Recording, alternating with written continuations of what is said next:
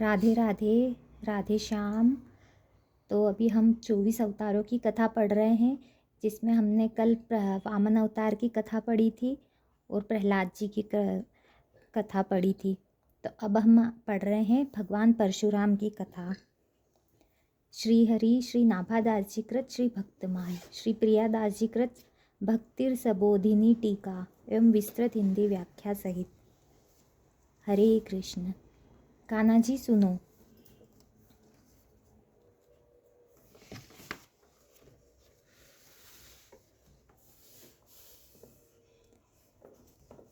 श्री परशुराम अवतार की कथा। वाल्मीकि रामायण के अनुसार साक्षात ब्रह्मा जी के पुत्र राजा कुश के 4 पुत्रों में से कुशनाभ दूसरे पुत्र थे।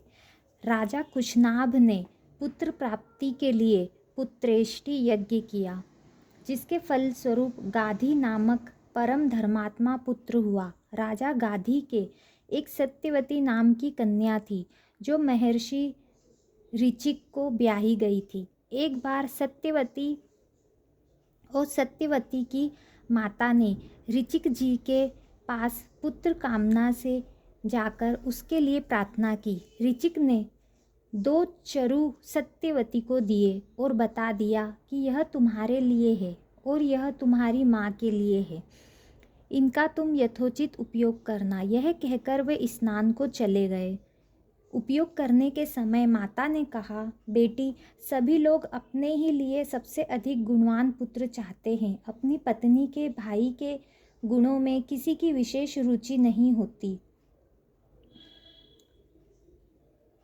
अतः तू अपना चरु मुझे दे दे और मेरा तू ले ले, क्योंकि मेरे पुत्र को तो संपूर्ण भूमंडल का पालन करना होगा और ब्राह्मण कुमारों को तो बल, वीर्य तथा संपत्ति आदि से लेना देना ही क्या है। ऐसा कहने पर सत्यवती ने अपना चरु माता को दे दिया।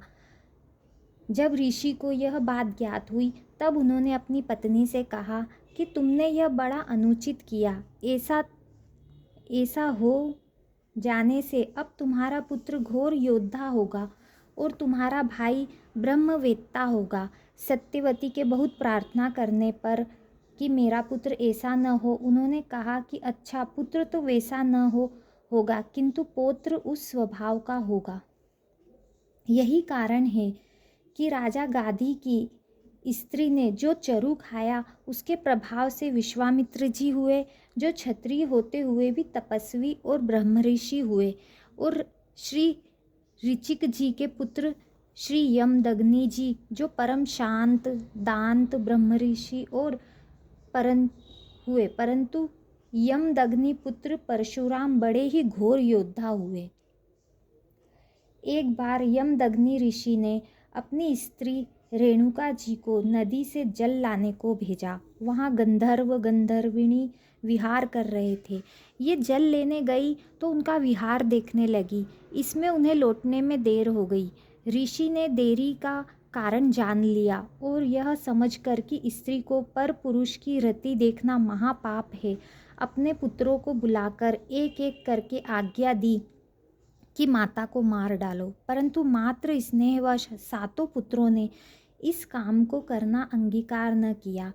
तब 8वें पुत्र परशुराम को आज्ञा दी कि इन सब भाइयों सहित माता का वध करो। इन्होंने तुरंत सबका सिर काट डाला। इस पर पिता ने प्रसन्न होकर इनसे वर मांगने को कहा। तब इन्होंने कहा कि मेरे सब भाई और माता जी उठे और इन्हें यह भी न मालूम हो कि मैंने इन्हें मारा था। हमको पाप का स्पर्श न हो, युद्ध में कोई मेरी बराबरी न कर सके, मैं दीर्घ काल तक जीवित रहूं। महातपस्वी यमदग्नि ने परशुराम को सभी वर दिए। महिष्मती नागरी का राजा सहस्त्र अर्जुन भगवान दत्तात्रेय जी से युद्ध में कोई सामना न कर सके, युद्ध के समय 1000 भुजाएं प्राप्त हो जाए, सर्वत्र अव्याहत गति हो आदि वरदान प्राप्त कर उन्मत्त हो गया। वह रथ और वर के प्रभाव से देवता, यक्ष और ऋषि सभी को कुचले डालता था।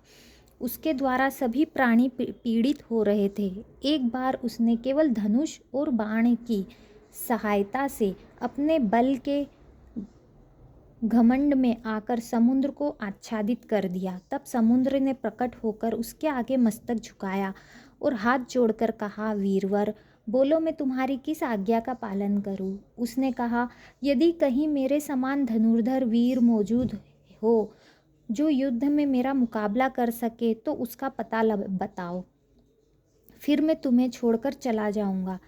तब समुद्र ने कहा, महर्षि यमदग्नि जी के पुत्र परशुराम युद्ध में तुम्हारा अच्छा सत्कार कर सकते हैं, तुम वहीं जाओ। यह सुनकर राजा ने वहीं जाने का निश्चय किया। अपनी अक्षेणी सेना सहित राजा सहस्त्रार्जुन श्री यमदग्नि ऋषि के आश्रम पहुँचे। ऋषि ने इनका यशोचित आतिथ्य सत्कार किया, जिससे वह चकित हो गया कि वनवासी के पास ऐसा ऐश्वर्य कहाँ से आया। यह मालूम होने पर कि यह सब कामधेनु की महिमा है, उसने मुनि से गौ मांगी। न देने पर जबरदस्ती उसे छीन लिया और मुनि के प्राण भी ले लिए। उस समय परशुराम जी घर पर नहीं थे। घर पर आने पर उन्होंने माता को विलाप करते हुए पाया। कारण जानने पर उन्होंने पृथ्वी को निक्षत्रिय करने का संकल्प किया। कहते हैं कि विलाप में माता ने 21 बार छाती पीटी थी, अतः इन्होंने 21 बार पृथ्वी को निक्षत्रिय किया। मतलब भगवान परशुराम ने क्षत्रियों को 21 बार मारा था। 21 बार उन्होंने धरती से क्षत्रियों का विनाश कर दिया था।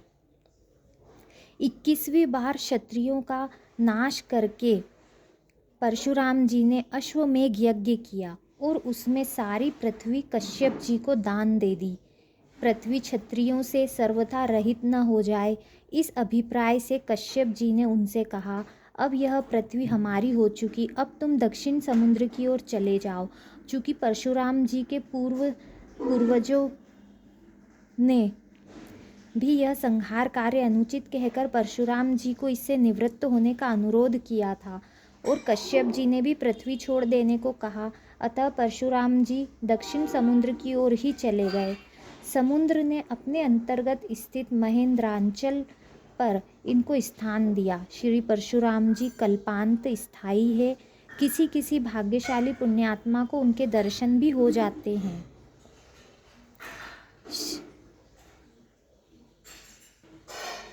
तो ये थी भगवान परशुराम की कथा, भगवान के छठे अवतार परशुराम अवतार की कथा। अब अगली कथा हम भगवान राम जी की राम अवतार की कथा पढ़ेंगे, जो हम कल पढ़ेंगे। अभी के लिए राधे राधे, जय श्री कृष्ण।